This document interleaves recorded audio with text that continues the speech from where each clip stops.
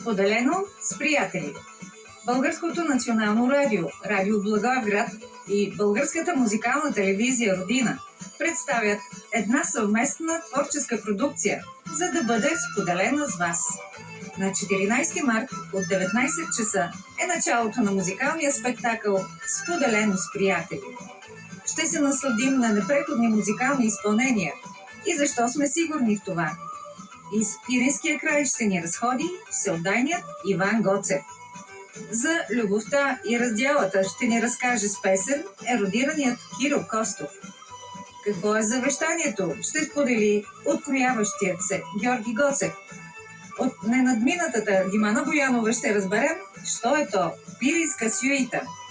Нежната Мариана Манолева ще извие глас, за да чуем как се пеят песни от разлога.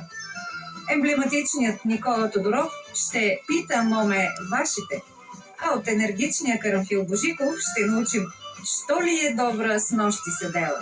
Автентичността и съвремето в едно ще ни представят нежните момичета от Пиринското тройче. Усещането ще допълнят кабадалиите от мъжка фолклорна група Кабадали. Талантливото мъжко трио Ограждена ще ни разкрие къде Йован Моматера. Атрактивният Йордан Николов ще ни впусне в Цапаревската. И с Рундум-Дум ще ни раздрусат малките последователи на големите изпълнители. Фолклорна група Джумайчета. 14 март, 19 часа.